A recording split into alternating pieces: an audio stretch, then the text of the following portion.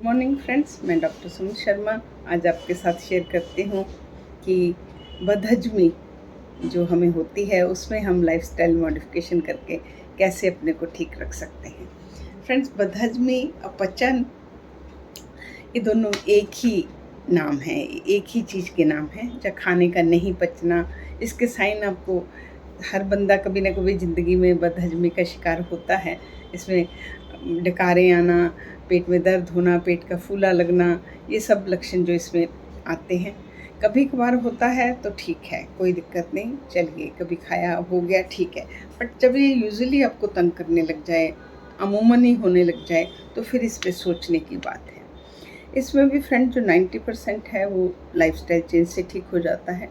10% अगर आप अपना लाइफस्टाइल में भी मॉडिफिकेशन कर ली फिर ठीक नहीं हो रहा, तो 10% फिर भी आपको डॉक्टर के पास जाना पड़ता है कि कोई और कॉज तो नहीं जो लाइफस्टाइल मॉडिफाई के अलावा आपको मेडिकेशन की ज़रूरत हो या आपको डॉक्टर की सलाह की ज़रूरत हो। तो आइए फ्रेंड, 90% बहुत होता है, तो देखते हैं हम कैसे लाइफस्टाइल में चेंज कहाँ कहाँ करें तो हमारी बदहजमी ठीक हो सकती है।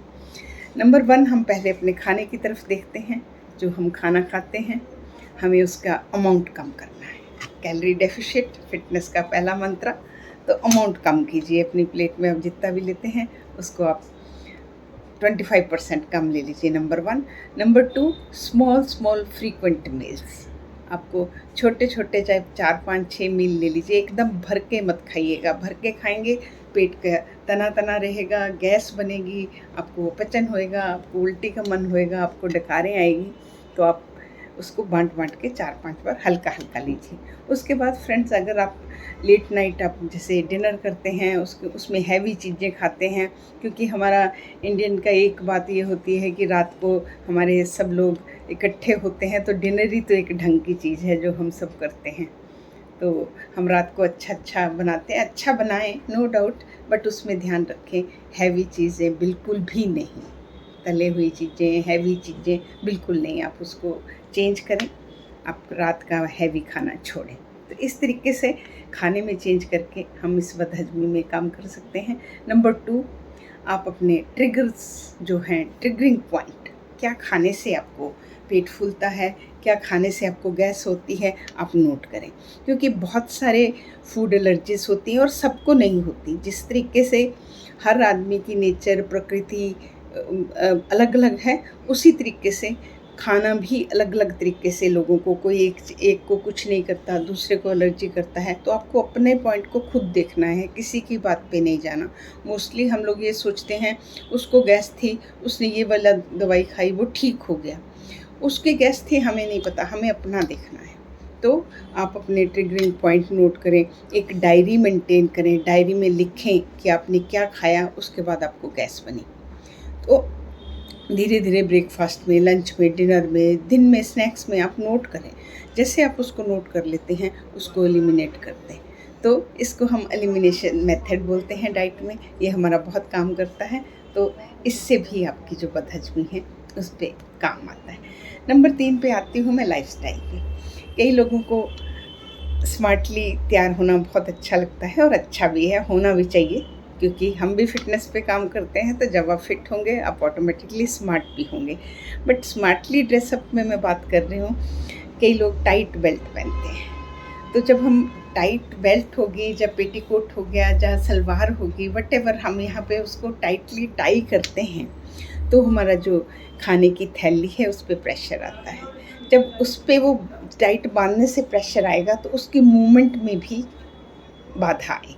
जब उसकी मूवमेंट में बाधा आएगी तो डाइजेशन, जो हमने खाया है वो प्रॉपरली ब्रेक डाउन नहीं होगा, उसमें जो वहाँ पे जूसेस निकलते हैं वो नहीं मिलेंगे, तो वो ढंग से जब पचेगा नहीं तो आपको अपचन के सिम्टम आएंगे। तो आप लूज़ कपड़े पहनिए, अपना बेल्ट को लूज़ रखिए, वैसे भी लूज़ कपड़े पहनिए, तो आपको इस तरीके की चेंज से बदहजमी में फ़ायदा होगा। उसके बाद बात करती हूँ मैं आपको बॉडी वेट की। अगर आपका वेट ज़्यादा है, आपकी तोंद निकली हुई है, तो वो जो विसरल फैट है वो हमेशा ही हमारे स्टमक को दबा रही है, तो वो आपको हमेशा बदहजमी का प्रॉब्लम रहेगी। आइए वेट रिड्यूस करने की तरफ चलें, अपना BMI मेंटेन करें, अपनी डाइट को ध्यान में रखें। तो धीरे धीरे जैसे आप इस पे काम करेंगे, जैसे आपका वेट कंट्रोल आएगा, ऑटोमेटिकली बदहजमी भी ठीक होती जाएगी। उसके बाद फ्रेंड्स मैं बात करती हूँ एक्सरसाइज की। साइंस ने ऐसा पाया है, अगर आप रेगुलर एक्सरसाइज करते हैं तो आपकी डाइजेशन की जितनी भी प्रॉब्लम है, बदहजमी है, पचन है, गैस है, पेट का फूलना है, उन सब में फ़र्क होता है। तो आप कम से कम 30 minutes in a day, 5 days in a week, और आपको टॉकिंग टेस्ट, जो बात हम लोग करते हैं कि जब आप वॉक कर रहे हैं तो बस आपकी टॉक कर सकें बट पूरा सेंटेंस ना हो, वो हमारी इसके स्पीड को बताता है कि इतनी स्पीड में हमें चलना है। तो अगर आप ये करते हैं तो आपके बदहजमी ठीक होने में बहुत बड़ा काम हमें हेल्प मिलती है। उसके बाद फ्रेंड्स मैं बात करती हूँ टबैको की। टबैको किसी भी रूप में हो, आप बीड़ी में हो, सिगरेट में हो, हुक्का में हो, आप नॉर्मली जो खैनी हो, जर्दा हो, कुछ भी हो, किसी भी रूप में जब आप टबैको यूज़ करते हैं तो टबैको जाके हमारे स्टमक को स्टिमुलेट करता है और उससे ज़्यादा HCl सिक्रेट होता है। एक जूस है जो डाइजेशन में यूज़ होता है, वो ज़्यादा सिक्रेट होता है।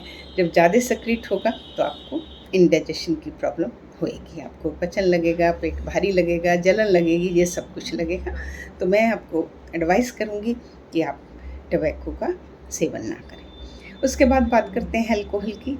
अगर आपको अल्कोहल लेने की आदत है तो नंबर 1 उसको कम करें, नंबर 2 उसको छोड़ने की कोशिश करें, क्योंकि अल्कोहल भी हमारे गैस्ट्रिक इशू को बढ़ाता है। बहुत से लोग सीख जाते हैं कि मैंने अल्कोहल लेनी है, पहले एक गोली खा लेते हैं। तो वो कोई ट्रीटमेंट नहीं है, वो कोई तरीका नहीं है, वो आप अपने आप को जस्टिफाई कर रहे हो कि मैंने अल्कोहल लेनी है, मैं पहले ही गोली खा रहा हूँ। वाई? क्यों हम अपने आप से खेल रहे हैं? तो मैं नहीं चाहती कि आप इस खेल को खेलें। मैं चाहूँगी कि आप इस पे छोड़ने के लिए काम करें, इसको रिप्लेस करें विद हेल्दी ड्रिंक से, विद वाटर से, कोकोनट वाटर से, लस्सी से, बहुत सारी चीज़ें हैं। जब आप देखेंगे, आप इसको कम करेंगे, आपकी लाइफ एक अलग ही लेवल से इंजॉयबल होगी एंड आप कर सकते हैं। तो इसके बाद फ्रेंड्स बात आती है स्ट्रेस की। मैं आपको हमेशा बोलती हूँ कि एक दिमाग हमारा इधर है और दूसरा दिमाग हमारा पेट में है, गट में है। तो इसलिए स्ट्रेस जब होता है तो स्ट्रेस भी हमारी इंडाइजेशन को बढ़ाता है।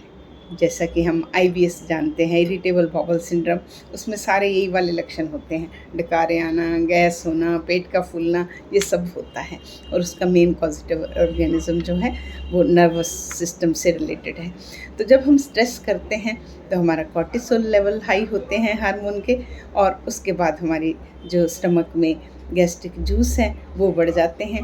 तो इस तरीके से हमारा जो है स्ट्रेस जो हमारी उसके लिए ठीक नहीं है। तो आइए लाइफस्टाइल चेंज करके हम स्ट्रेस को कैसे दूर कर सकते हैं। हम सैर करेंगे, हम कोई ना कोई ऐसी हॉबी जिसमें हमें 100%, चाहे हमें कोई कमाई ना हो, चाहे कुछ ना हो, पर हम वहाँ पे हमें खुशी मिले, एकदम अच्छा लगे, तो आप कोई हॉबी पालें। अपनी रिलेशनशिप को अच्छी करें, मेंड करें। कोई सामने वाला कुछ भी करता रहे, आप ध्यान ही मत दीजिए। घर मतलब आपको हर तरफ से अपने आप में सुकून आना चाहिए, इंट्रोस्पेक्ट करें।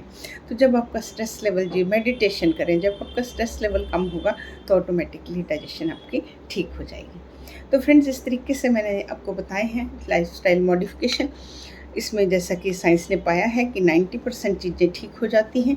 10% अगर फिर भी आपको दिक्कत रहती है तो आप अपने डॉक्टर से ज़रूर मिलें और उस 10% को एवेल्यूएट करके डॉक्टर का कहना मानें और फिट बनें। तो फ्रेंड्स, आइए मेरे साथ जुड़िए, हम एक नया भारत, फिट भारत बनाते हैं। और आप शेयर करें, सब्सक्राइब करें और इंडाइजेशन को लाइफस्टाइल मॉडिफिकेशन से ठीक करें। तो इसी के साथ फ्रेंड्स मैं आपसे विदा लेती हूँ। कल एक नए टॉपिक के साथ मिलती हूँ। नमस्कार, थैंक यू।